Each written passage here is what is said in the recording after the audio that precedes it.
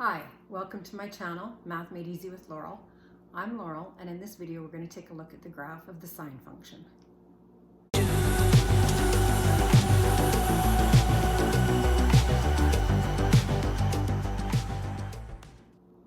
So we're going to take a look at the sine function, y equals a times sine of, in brackets, bx plus c. And we're going to draw the graph of this function with different values of a, b, and c. First of all, you want to understand that the graph of the sine function is going to look like this shape. It repeats itself, it's a wave, and it just keeps repeating itself. So it's called a periodic function. And we're going to start off with just finding out how a affects the graph. Then we'll take a look at how b affects the graph, and then we'll look at how c affects the graph. We're going to start off by looking at y equals a times the sine of x. And my very first example, I'll just let a equal 1 for simplicity's sake. We need to express our x values in radians. We can't put degrees along this x-axis. We need real numbers, so we're going to use radians. And I'm going to focus on these key values of the sine function: sine of 0, sine of pi over 2, sine of pi, sine of 3 pi over 2, and sine of 2 pi is back to a 0, so it's also 0. And then we know from what we've looked at in finding the sine function that our ratios just keep repeating because we just keep going around it, rotation after rotation. So if I were to plot those 5 points on this graph for y equals sine of x, when x is 0, y is 0. When x is pi over 2, y is 1. When x is pi, y is 0.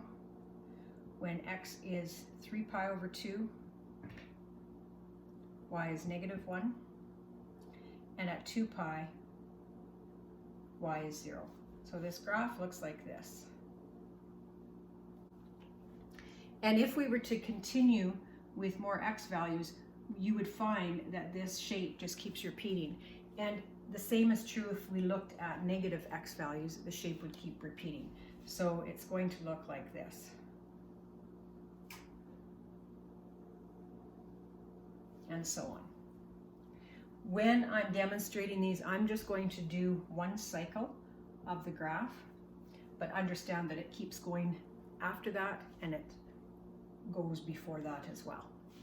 There are two characteristics about this graph that I want to discuss because you're going to be asked about them when you're graphing these different sine functions. One is amplitude, and amplitude is basically how high does the y value go on the graph. And the way that you obtain it is you take the absolute value of a. So this coefficient in this graph is a is 1, so our amplitude in this case would be 1. And we put the absolute value signs there because if you have a negative coefficient, your amplitude is still the highest that the y value goes, so you want the absolute value of that negative number. The other characteristic is called the period of the function, and the period is how many units along the x-axis does it take to complete a cycle before the cycle repeats. So hopefully you can see that the period of this graph is 2 pi. So that's the graph of the sine function. Let's take a look at what happens when we get different values of a. Let's take a look at the function y equals 2 times the sine of x. I'm still going to use these 5 key points, but the y value is 2 times all of those sine values. So we just double all of these to get our points on our graph, those 5 points. So at x equals 0, 2 times 0 is still 0. At pi over 2, sine of pi over 2 is 1, but 2 times that will be 2. At pi radians, sine is 0, so 2 times 0 is still 0. At 3 pi over 2, sine is negative 1, so y will be 2 times that, so it will be negative 2.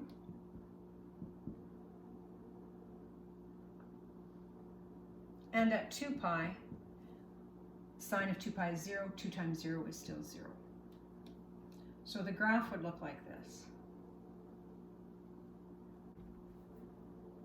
Now the sine function without the 2 looked like this. So what this 2 did is it stretched out our graph. All our y values were doubled.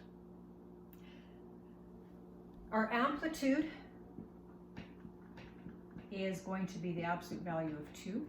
So our amplitude changed in this graph to 2. The period, how long did it take for it to complete one cycle? It's still 2 pi. That did not change. And again, we can keep drawing this before and after. I'm just going to draw the one cycle just to keep it easiest. Let's take a look at an example where a is less than 1. Let's take a look at this example, y equals 1/3 times the sine of x. We're still going to use these key values, except we're going to multiply, to get the y value, we multiply them all by 1/3. So these points where the sine is 0, when you multiply it by 1/3, it's still 0. So those points stay the same. At 0, at pi, at 2 pi radians, the sine is 0, and 1/3 times that is 0. At pi over 2, sine is 1, so we multiply 1/3 times 1, and we get 1/3. Similarly, at 3 pi over 2, the sine is -1, so 1/3 times -1 is -1/3.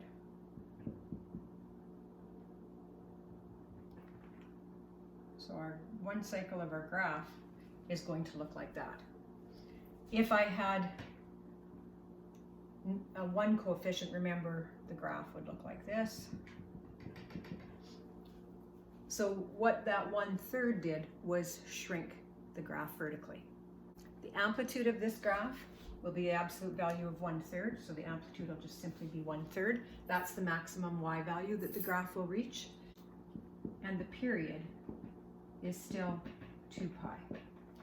Let's take a look at an example where a is negative.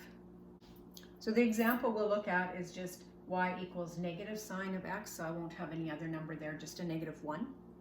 Now all of the sine values are going to be multiplied by -1.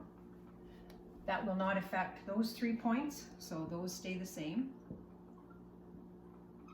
However, when I multiply 1 by -1, I get -1. And for this point, when I multiply -1 times -1, I get +1. So if I were to connect those, that would be the graph of negative sine of x. What you should notice is it basically flipped. The sine function got flipped over the x-axis. My amplitude is the absolute value of -1. So the amplitude is 1. That's the highest value that y will be. And the period is 2 pi. Now if I had -4 sine x, that would it would still stretch it vertically, but it would be flipped in this way over the x-axis.